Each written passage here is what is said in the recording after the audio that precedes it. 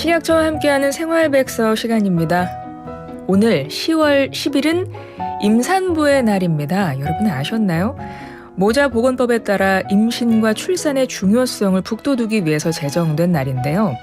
의미가 이렇습니다. 풍요와 수확을 상징하는 10월과 임신 기간인 10개월을 의미하는 날이에요. 10월 10일. 최근 혼인하는 연령 추세가 늦어지면서 35세 이상의 고령 산모가 많아지고 있는데요. 실제 임신을 준비하는 기간부터 세심한 관리하는 예비 엄마들도 많습니다. 이럴 때 단순한 약조차도 사용하지 않는 경우 많아요. 많이 아프신 분들도. 그런데 치료를 위해서는 의약품을 사용해야 하는 상황 발생할 수 있죠.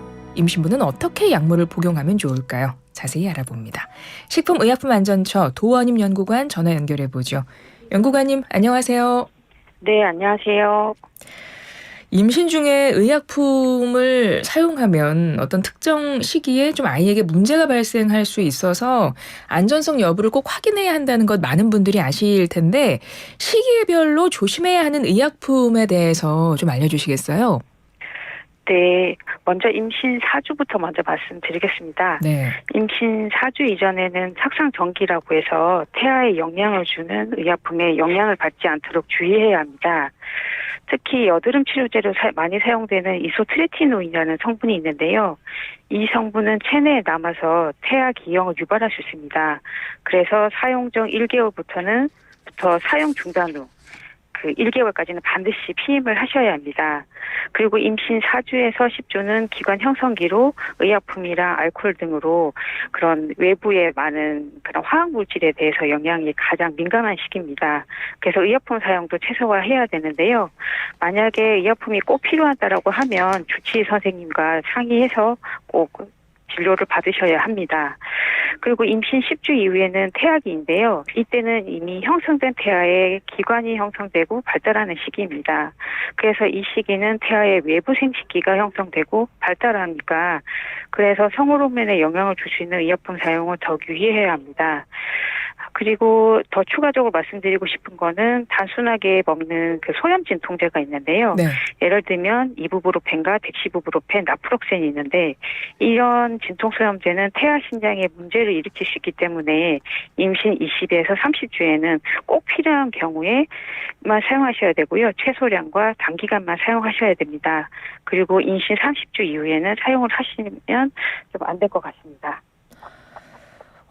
좀 여러 가지를 알려주셨는데 임신 전에 복용했던 여드름 치료제가 체내에 남아있다가 그게 태아에게 영향을 미칠 수 있다라는 말을 가장 먼저 해주셨는데 혹시나 임신 전에 이런 약품 사용한 적이 있으면 반드시 의사분과 충분히 상담 후에 조심히 사용을 하셔야겠네요. 네, 맞습니다. 네. 이세를 계획 중인 분들이 유의해야 하는 다른 의약품 또 어떤 것들이 있을까요? 네, 아까 말씀하신 것처럼 이런 여드름 치료제는 이제 반감기가 길어서 체내에 오래 남는 거고요. 네. 그 외에는 꼭 여성분이 드시는 약은 아니지만 탈모에 여성분들이 많이 사용하잖아요. 보통 같이 저희가 사용하고 있는 건 두타스테린이랑 피나스테리드라는 두 가지 성호르몬 제제가 있는데요. 그래서 임신 계획 중에 있는 남편분이 이런 두 성분 외에 다른 탈모 치료제를 복용하신다고 하면 복용 지속 여부를 전문가와 상담 받으셔야 합니다. 그리고 만일 이 약은 피부를 통해서 흡수가 되기 때문에 혹시 깨지거나, 그러니까 물론 정상적인 정제는 흡수가 되지는 않지만 부서지거나 깨진 조각을 만지시면 여성분들은 만지시면 안 됩니다. 그렇군요. 네. 임신 계획 중인 분들은 알고 계셔야 되는 내용들이 상당히 많은 것 같습니다. 그리고 간혹 피임 중에 임신이 됐다는 분들도 계신 것 같아서 혹시 피임약 복용 중에 임신이 되면 이건 어떻게 합니까? 태아는 괜찮은가요? 보통 피임을 하고 이게 생리가 멈추는지 안 멈추는 거는 본인이 좀 알 수 있기 때문에 조금 더 피할 수는 있긴 하는데요. 왜냐하면 피임약은 여성 호르몬 성분인 에스트로겐과 프로게스테론에 포함되어 있습니다. 그래서 아까 언급된 것처럼 태아의 생식기가 발생되는 시기인 임신 10주 전후 노출해서 성호르몬에 영향을 주면 태아 성기 기형을 유발할 수 있거든요. 그래서 10주 이전에 그러니까 생리 중단 여부를 확인할 수 있는 그 시기라고 하면은 조금 어느 정도 기형 유발됐을 가능성이 적습니다. 하지만 그 산부인과를 방문하시고 정기적인 정기를 통해서 태아 상태를 확인하시는 것을 권장드립니다. 청취자분이 질문을 주셨는데 앞서 우리 여드름 치료제 얘기했잖아요. 임신 전에 먹은 것도 나중에 태아한테 영향 줄 수 있다. 이게 많은 분들이 사실은 여드름 치료제 같은 경우는 뭐 큰 생각 없이 이렇게 처방받아서 복용하는 경우가 많다 보니까. 그래서 이런 질문이 왔어요. 여드름 치료제는 임신 전 언제부터 복용하면 안 되나요? 그 기간이 궁금하신 것 같아요. 그래서 아까 말씀드린 것처럼 최소 그러니까 피임을 한 달 정도를 생각하셔야 되거든요. 예. 그래서 만약에 임신을 계획하신다고 하면 최소 한 달의 간격을 두셔야 됩니다. 이건 아빠 남자도 사용하면 안 되나요? 여드름 치료제 같은 경우? 아니 그 영향이 100% 없지는 않지만 보통은 그 엄마 쪽 여성분들이 더 중요합니다. 예, 알겠습니다. 연구관님 전화기를 조금만 더 가까이 대주시겠어요? 네, 잘 안 들리는 알겠습니다. 부분이 있어서. 네. 네. 그리고 고령 산모가 많아지고 있다 보니까 만성 질환 갖고 계신 분들도 있어요. 뭐 고혈압 같은 거. 근데 이 만성 질환은 약을 꾸준히 먹어야 되잖아요. 계속. 맞습니다. 어떻게 해야 되죠, 그런 분들은? 그래서 뭐 고혈압뿐만 아니라 당뇨병처럼 만성 질환을 가지고 있는 임산부들은 고위험 임신에 포함되고요.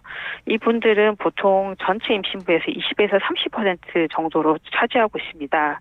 그렇지만 그 치료하지 않는다라고 하면 예를 들면 먼저 말씀드리면 고혈압을 치료하지 않는다고 하면 태아 발육이 지연되고 조산이 되는 등 태아의 위험을 초래할 수 있고요.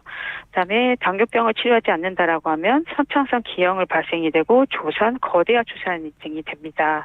그렇기 때문에 자의적으로 중단을 하지 마시고요. 꼭 반드시 의사 선생님과 그다음에 주치의 선생님과 상의하셔서 다른 치료제를 바꾸신다든지 아니면 다른 그 용량을 조금 줄이신다든지 그런 거는 상담하셔가지고 꼭 치료제를 받으셔야 합니다. 알겠습니다. 끝으로 질문 하나만 더 드릴게요. 코로나19 예방접종 임신부한테 권고하는 편이잖아요? 맞습니다. 네, 독감 예방접종도 좀 그렇습니까? 이거 임신 중이거나 그러신 분들 뭐 예방접종 하셔야 되는 거죠? 네, 인플루엔자 즉 독감 백신은 독감 유행 전 그러니까 지금 딱 이 시기인데요. 10월에서 11일 경에는 임신 주수에 상관없이 접종하실 수 있으십니다. 가급적이면 하시는 게 좋을 것 같습니다. 알겠습니다. 오늘 말씀 여기까지 드릴게요. 지금까지 식품의약품안전처 도원임 연구관이었습니다. 고맙습니다. 예, 감사합니다.